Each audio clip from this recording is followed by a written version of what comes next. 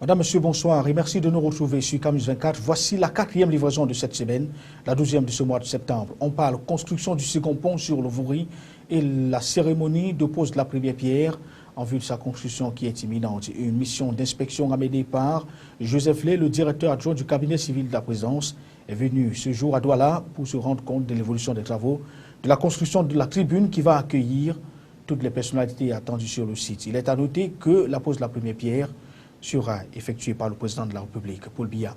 En sport, coup de théâtre dans le processus des éliminatoires de la Coupe du Monde, Zone Afrique. La commission d'homologation et de discipline de la Fédération internationale de football association vient de disqualifier le Cap-Vert de la compétition de la course pour le 3e tour éliminatoire en Zone Afrique. La réserve est mise sur un joueur du Cap-Vert par la Fédération tunisienne de football a plutôt prospéré ce jeudi. Et du coup, c'est la Tunisie qui est qualifiée pour le prochain tour. Voilà pour le sommaire, les détails. A tout de suite. Bonsoir à tous. D'abord, cette information que nous avons donc rappelée, la construction du second pont sur le Vouri et la cérémonie de la pose de la première pierre qui est imminente, une mission d'inspection conduite par le directeur général adjoint du cabinet civil de la présidence de la République, Joseph Lé, était ce jour à Douala. Elle était à Béné et donc par ce dernier, dans les rangs, on trouvait également le secrétaire d'État auprès du ministère des Travaux publics, Hans Nietam, et bien des autorités de la région du littoral, amenées par le gouverneur Joseph Biti Assomo. Tout ce beau monde est allé se rendre compte de l'évolution des travaux de construction de la tribune qui va accueillir autant de personnalités pour cet événement qui est annoncé pour bientôt. Paul Biya va donc descendre à Douala. Il faut dire que les travaux du second pont sur le Vouri pourront donc être lancés au lendemain de la cérémonie de la pose de la première pierre. L'on n'est toujours pas fixé sur le calendrier. La seule chose qu'on retient, c'est que l'événement est imminent, a dit le ministre directeur général adjoint du cabinet civil de la présidence de la République. Parlons cette fois de la communication avec les journalistes qui sont à l'école de l'activité judiciaire. Ils prennent part depuis ce 12 septembre 2013 à un séminaire de 48 heures organisé par l'École nationale d'administration et de magistrature ENAM sous la conduite des experts. Et ces derniers, c'est-à-dire les journalistes, vont s'outiller sur les principales phases d'un procès pénal, les implications de la présomption d'innocence et sur la communication judiciaire, le secret de l'enquête et de l'instruction, les atteintes également aux autorités de la justice et aux comptes rendus d'audience. Tout ceci, et c'est sous le regard des journalistes de Camus 24 déployés, Massé Vondo Abin, Sadou Mamoudou, Divine Abi pour le récit. En cette retrouvaille de capacitation, presque tous les journalistes sont unanimes sur la plus-value du rendez-vous. Bien plus, c'est le lieu pour les professionnels de la communication de peaufiner leurs plumes, question de mieux informer, voire édifier les auditeurs, lecteurs, téléspectateurs et autres visiteurs de sites. La mise en perspective du contexte de cette rencontre n'a pas été lésée par le patron de la communication. D'ailleurs, le porte-parole du gouvernement camerounais n'entend point arrêter cette campagne de recyclage des professionnels de la communication. Au finish, ce séminaire de capacitation des journalistes, placé sous le signe de ces derniers, et l'activité de justice n'ambitionne qu'une chose, harmoniser pour une maîtrise et meilleure compréhension des concepts ayant trait à l'activité de justice et engageant les journalistes aux fins de juguler les délits, notamment la diffamation et autres outrages. La cérémonie d'ouverture de ce séminaire de formation était donc présidée par le ministre de la Communication et porte-parole du gouvernement, Issa Chiroma Bakari. Pour lui, c'est une aubaine pour les journalistes qui devraient désormais s'outiller afin de mieux apprécier les comptes rendus judiciaires et surtout l'information judiciaire comme elle va au Cameroun. Issa Chiroma Bakari s'exprime au micro de Camus 24. Ce séminaire est une réponse à un besoin. Rappelez-vous qu'au lendemain de la visite de travail que le président de la République avait effectuée en France, un reportage inapproprié, incongru, non conforme aux usages diplomatiques avait été fait par certains journalistes. Alors, comme vous informez, les discours que vous débitez, le message que vous annoncez, pour être présent sur le terrain, ce message a tendance à être pris pour parole d'évangile, alors qu'en vérité, il ne s'agissait que de la déformation du travesti que vous avez servi. À partir de ce moment-là, et pas seulement donc sur le plan diplomatique, sur le plan judiciaire également, le gouvernement avait constaté qu'il y avait beaucoup de lacunes en matière de formation, en matière d'approche. Vous savez que vous êtes des journalistes. Un journaliste est un généraliste. Il ne doit savoir rien en particulier, mais doit avoir des entrées un peu partout. Quelle est la situation sécuritaire dans la région de l'extrême nord? C'est la question qui préoccupe les autorités de cette partie du pays réunies en comité de sécurité depuis ce 12 septembre 2013 sous la conduite du gouverneur Awa Fonka Augustine. Célestin Tabouli et Serge Tetka nous en disent plus. Il aura été question pour le patron de l'extrême nord de revisiter les différents problèmes ayant été remarqués ces 4 mois dans la région, tant sur le plan politique, social, administratif, sécuritaire que frontalier et transfrontalier. Sur le plan sécuritaire, le gouverneur a épilogué sur les menaces réelles que fait peser la secte Boko Haram sur le territoire, avec au premier rang l'afflux des réfugiés nigérians dans la région qui est évalué à présent à plus de 8000 âmes. La circulation courante d'armes et de munitions a également été évoquée. Awa Fonka Augustine a engagé à ce sujet les forces de maintien de l'ordre à redoubler de vigilance afin que les localités réputées comme champs d'expérimentation soient sous haute surveillance militaire. Les assises de Maroua s'étaient mises à l'orée du double scrutin du 30 septembre prochain.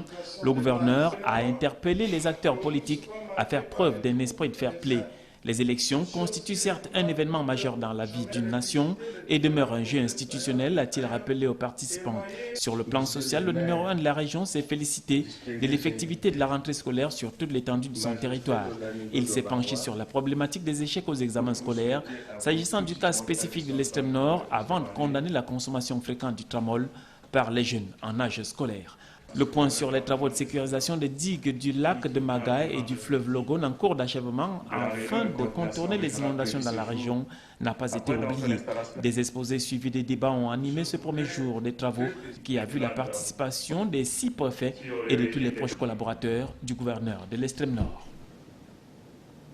Parlons cette fois de la protection des minorités au Cameroun avec Idza Rita qui vient de quitter le pays. L'experte des Nations Unies sur les droits des minorités de nationalité hongroise, arrivée au Cameroun sur invitation du gouvernement de la République, a été reçue avant son départ par le ministre des Relations extérieures, également par la presse nationale et internationale. Compte rendu Salomon Foué, Alexis Claude Amougou. Pendant 10 jours, la mission de Mme Isaac Rita au Cameroun aura consisté à étudier la législation, les politiques et les pratiques mises en œuvre pour protéger les droits des minorités et assurer les aspects du droit à l'égalité et à la non-discrimination de tous les membres dans toutes les facettes de la société. Il aura été également question pour elle d'apprendre à connaître la situation des groupes ethniques, religieuses et linguistiques camerounais à travers une série d'entretiens avec les autorités gouvernementales et les membres de la société civile pour s'assurer des actions déployées en matière de protection des minorités. C'est pour une évaluation à mi-parcours de ce travail qui fera l'objet d'un rapport général en mars 2014 et destiné au Conseil des Nations Unies pour les droits de l'homme que Isaac Rita a été reçu en audience ce mercredi par le ministre Pierre Mukokombunjo, ci-devant patron de la diplomatie camerounaise. Au sorti de cette audience, l'experte indépendante s'est immédiatement rendue au Centre régional des Nations Unies pour la démocratie et les droits de l'homme en Afrique centrale pour une conférence de presse. Face aux hommes des médias, Isaac Rita déclare avoir visité la région du sud, de l'extrême nord et du nord-ouest. Un périple qui lui a permis de rencontrer les peuples pygmées, les Mororo et les montagnards. Des premières observations de cette visite, l'experte des Nations Unies reconnaît des efforts consentis par les autorités camerounaises pour protéger les minorités en dépit de ce que d'importantes actions restent nécessaires pour certaines minorités marginalisées. En outre, Mme Rita s'est félicitée de la liberté de religion et la coexistence harmonieuse des groupes religieux à travers le pays. Cependant, elle dit avoir rencontré certains dirigeants des églises pentecôtistes qui se sont plaints de la récente campagne de fermeture des églises à travers le pays. Parlons à présent de la lutte contre la corruption autour des marchés publics dans la partie du sud du Cameroun. Les acteurs de la chaîne de passation viennent d'ailleurs de se mobiliser contre ce mal. Il s'agit ici d'un séminaire atelier d'implémentation des initiatives à résultats rapides lancé par la CONAC. Et c'était donc à Boulevard sous la houlette du gouverneur de la région du Sud, ceci dans la perspective d'amener les uns et les autres à adopter plutôt des comportements intègres et loyaux. Les détails avec lui de Gonzanga et Akanj Banda. Jules Marcelin Diaga, à l'ouverture des travaux, a rappelé le caractère névralgique de ce secteur vecteur de croissance. En même temps, il a salué l'opportunité des IRR de la CONAC dans ce domaine où tout le monde veut se remplir les poches et a invité les participants à s'approprier les règles et procédures issues de la réforme des marchés publics et de la loi des finances en vigueur au Cameroun pour mieux combattre la corruption qui y fait des ravages. La mise en œuvre rapide, n'est-ce pas, des IRR entre dans les stratégies, n'est-ce pas, de lutte contre la corruption, et surtout dans le secteur des marchés publics. C'est une tâche que nous avons toujours accomplie, même lorsque nous nous occupions, n'est-ce pas, pratiquement, n'est-ce pas, de l'attribution des marchés. Donc, aujourd'hui que nous sommes dégagés de ce rôle-là, nous reprenons, n'est-ce pas, une place supérieure pour assurer le contrôle de l'exécution des marchés publics. Pour Joseph Ngo, le patron des marchés publics qui coordonne les travaux, une véritable action d'assainissement s'impose dans ces secteurs qui à lui seul puise plus de 647,34 milliards de francs CFA sur le budget de l'État. Aussi, il a saisi cette occasion pour rappeler le rôle de l'ARMP qui ne doit pas hésiter à sanctionner avec véhémence toutes les pratiques contraires à l'éthique et à la bonne gouvernance en matière de gestion des finances publiques. Les cibles sont particulièrement et très spécialement tous les acteurs de la chaîne du processus de passation des marchés. J'entends par là les soumissionnaires, les commissions de passation de marché, les sous-commissions d'analyse, les agents de suivi de l'ARNP, parce qu'il faut bien dire que dans une croisade contre la corruption, l'ARNP même est interpellée au titre effectivement de ses missions. Je n'ai pas besoin de vous rappeler que l'ARNP est chargée sur le plan de ses missions de s'assurer effectivement de la garantie du respect, de garantir le respect des règles. Donc les occasions ou alors les opportunités de corruption peuvent être aussi ressenties à la fois au niveau de l'ARNP qu'au niveau des autres acteurs. Dans cette logique de lutte contre la corruption, l'atelier vise à réduire au bout de 100 jours au moins 75% des irrégularités qui ont cours dans ce secteur, plombant du coup le progrès social, le développement économique du pays. Il s'agit d'enrayer du champ d'action des marchés publics ces tares qui ont pour nom la manipulation et la falsification des offres, l'orientation des rapports, le rançonnement et la mauvaise exécution des travaux, des ouvrages.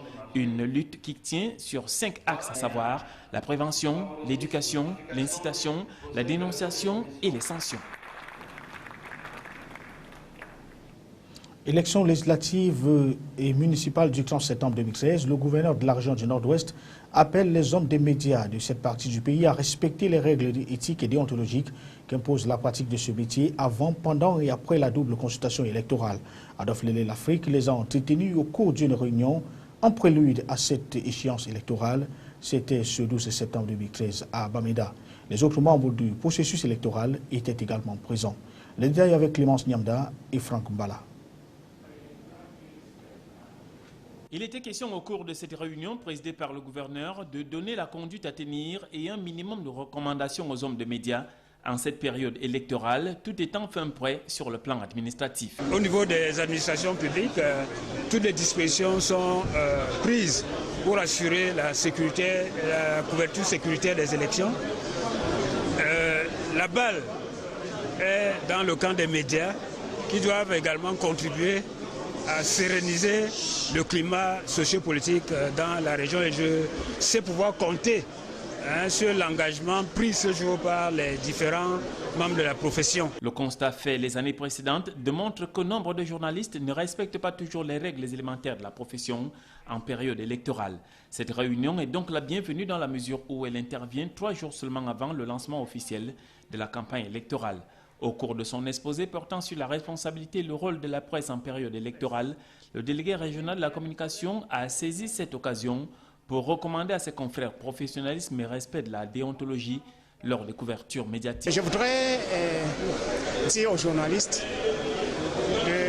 de faire leur travail conformément aux règles du métier, en respectant la déontologie professionnelle, en respectant la loi, C'est le message le plus important qu'il devrait retirer de la communication de ce jour. Le délégué va également recommander aux médias de suspendre toute émission à caractère politique et interactive pendant cette période électorale. Désormais donc, la presse devra pleinement jouer son rôle pendant le processus électoral qui démarre dimanche prochain par la campagne, et c'est à cela que les hommes de médias du Nord-Ouest seront évalués. Toujours en rapport avec ce rendez-vous politique au Cameroun, les préparatifs s'accélèrent dans la région de l'extrême nord. Dans les états-majors du parti politique, l'heure est au réglage des dernières stratégies en vue de l'ouverture de la campagne électorale annoncée pour dimanche prochain. Du côté des Elections Cameroun, l'on s'évertue à distribuer les cartes électorales et à acheminer le matériel électoral à des endroits précis. Célestin Tabouli et Divinapi Bintouakoum pour le récit. Dans quelques jours, la campagne électorale en vue des échéances du 30 septembre 2013 va débuter. À l'interrégional chargé des élections pour la région de l'extrême nord, les préparatifs vont visiblement bien. La distribution des cartes électorales se poursuit dans la sérénité. Le compteur affiche un peu plus de 924 282 sur un total de 971 230 reçus, soit un pourcentage de 95,17%. Sur les 46 948 cartes non distribuées, le délégué régional d'Election Cameroun rassure que le taux de 98% pourrait être atteint d'ici la fin de la semaine. Il nous reste 46 000 cartes à distribuer, ce qui fait un pourcentage de distribution de 95,20%. Nous espérons atteindre à la fin de cette semaine le pourcentage de 98% de distribution. Et il ne restera que des cartes résiduelles pour les gens qui sont déplacés, les émigrés ou ceux qui, pour une raison ou pour autre, n'ont pas pu retirer leurs cartes. S'agissant du matériel électoral, une partie du dit matériel a été acheminée dans les différentes antennes communales en attendant le reste dont l'utilité est avérée. Les documents électoraux que nous attendons sont les bulletins de vote, les procès-verbaux, les fiches de pointage, les enveloppes et autres qui, le jour du scrutin, vont servir à l'établissement des documents pouvant permettre de donner le résultat. Dans les états-majors des partis politiques, c'est le branle-bas. Les différentes stratégies de campagne sont les principaux sujets à l'ordre du jour, apprend-on. Des réunions préparatoires du lancement de la campagne électorale pour le dimanche 15 septembre 2013 s'intensifient. Néanmoins, on confirme que des actions visant à attirer la sympathie des potentiels électeurs sont légion. Il est surtout ici question de parfaire son image et celle de son parti avant l'ouverture de la campagne proprement dite. Rappelons que 7 partis politiques sont en lice pour les législatives dans la région de l'extrême nord, tandis que 11 partis politiques lorgnent les fauteuils des 47 communes que compte la région. À l'étranger, on n'a pas terminé de parler de la crise syrienne avec le président Bachar al-Assad qui promet cette fois de placer ses armes chimiques sous contrôle international. Dans le domaine de l'industrie en France, François Hollande lance 34 plans pour préparer la rentrée industrielle, la nouvelle France industrielle. L'essentiel de l'actualité internationale, c'est avec la rédaction de C24. La Syrie va placer ses armes chimiques sous contrôle international. Bachar al-Assad l'a affirmé lui-même à la télévision russe. Le président syrien précise que la décision n'est pas motivée par les menaces de frappe américaines, mais par l'intervention de Moscou. Le chef de la diplomatie russe, Sergei Lavrov, et John Kerry se concertent à cet effet à Genève. Hisser l'entreprise française au meilleur niveau de compétition mondiale, c'est l'objectif du gouvernement qui a réuni 34 plans de bataille pour doper le secteur dans les 10 ans à venir, avec une spécificité précisée par François Hollande. La place laissée à l'initiative privée, transition écologique et énergétique, santé et nouvelles technologies sont les 3 grands axes de l'opération Nouvelle France industrielle. Pierre Moujean, actuel PDG de l'ARTP et ancien chef de cabinet d'Édouard de Balladur, est mis en examen pour détournement de fonds publics. Décision des juges enquêtant sur le financement de la campagne présidentielle de l'ex-premier ministre en 1995. L'ex-chef de cabinet d'Édouard de Balladur refuse toute participation à cette campagne et nie tout détournement en public. Albert Jacquard n'est plus généticien et humaniste passionné. Il s'est éteint à l'âge de 87 ans. Engagé auprès des démunis, il s'est fait remarquer au grand public par ses différentes actions. L'association Droit au logement l'avait d'ailleurs choisi comme président d'honneur. Le prince William quitte l'armée britannique pour se mettre au service de Sa Majesté et ses actions caritatives. Après 7 ans de bons et loyaux services, on note 156 opérations de sauvetage et 149 personnes secourues. En sport, coup de théâtre dans le processus des éliminatoires de la Coupe du Monde de Zone Afrique. La commission d'homologation et de discipline de la Fédération internationale de football association vient de disqualifier le Cap-Vert de la course au 3e tour. La réserve émise sur un joueur capverdien par la Fédération tunisienne de football a plutôt prospéré ce jeudi et du coup, c'est la Tunisie qui est qualifiée pour le prochain tour de ces éliminatoires. Michel Atiba pour les détails. Joie de courte durée pour la sélection nationale du Cap-Vert. Quelques jours après son passage sur le terrain au dernier tour qualificatif au Mondial 2014, la commission de discipline de la FIFA, suite aux réserves émises par la Tunisie, vient de trancher. Réunie dans le cadre d'une conférence téléphonique ce 12 septembre, la commission a sanctionné la Fédération capverdienne de football pour avoir aligné un joueur non qualifié lors du match contre la Tunisie le 7 septembre. Selon les membres de cette commission, la sanction résulte du fait que le joueur Fernando Varela a été aligné avant d'avoir purgé de l'intégralité de sa suspension de 4 rencontres écopées suite à un carton rouge le 24 mars dernier. La Fédération capverdienne de football s'est également vue infliger une amende financière après que la commission de la FIFA l'a jugé coupable à l'article 55, alinéa 1 du code disciplinaire et l'article 8 du règlement de la Coupe du Monde 2014 au Brésil. La Tunisie est donc déclarée vainqueur par forfait et se qualifie pour le dernier tour. Toutefois, en attendant la réaction du Cap-Vert, certains analystes crient déjà à la mafia suisse. Ils évoquent le mutisme de la FIFA sur les informations reçues de la Fédération capverdienne de football au sujet du joueur en question. Pour ces techniciens des questions sportives, la FIFA a laissé pourrir pour agir. Le nom d'un joueur suspendu ne devrait pas se retrouver sur la feuille de match, laisse-t-il entendre. Entre frustration, discrimination et autres pratiques, le petit Cap-Vert vient de se faire manger. Bien, le Cameroun, qui est toujours qualifié pour le prochain tour de ces phases éliminatoires, vient de perdre 2 places au classement FIFA de ce mois de septembre. En effet, le Cameroun, on le précise, a perdu 2 places et est désormais 10e sur le continent africain. C'est en tout cas ce que relève le classement de la FIFA réactualisé ce jour, ce classement qui met toujours en tête la Côte d'Ivoire. Le Cap-Vert a lui effectué un pas de géant puisqu'il se retrouve désormais sur la 4e place africaine. Voici donc le top 10 des meilleurs clubs africains, des meilleures équipes nationales africaines, telles que vues par la FIFA. Premier, c'est la Côte d'Ivoire, 2e Ghana, 3e Algérie, 4e Cap-Vert, 5e Nigeria, 6e Mali, 7e Égypte, 8e Burkina Faso, 9e Tunisie et enfin 10e, c'est le Cameroun, a-t-on précisé dans ce classement de la FIFA réactualisé ce 12 septembre 2013. Voilà qui nous conduit donc à la fin du paquet du soir de ce 12 septembre 2013 sur Canal 24. Mais restez toujours dans la continuation de nos programmes puisque la direction de programme nous propose d'ailleurs et vous invite à suivre juste après ce journal. C'est une édition spéciale de conversation qui fait une incursion dans la circonscription électorale de Vouri 3. C'est dans la région du littoral et plus précisément dans la commune, dans le département du Vouri. À partir donc de 21h, c'est une émission spéciale de conversation sur le plateau. Les différents responsables du Rassemblement démocratique du peuple camerounais dans la circonscription électorale de Douala 3e État. Il est question au cours de cette émission de parler de l'état d'esprit qui anime les uns et les autres à quelques jours seulement du lancement de la campagne électorale en vue des législatives et municipales annoncées pour le 30 septembre 2013. Merci de rester sur Canal 24. L'information est en continu. Bonsoir.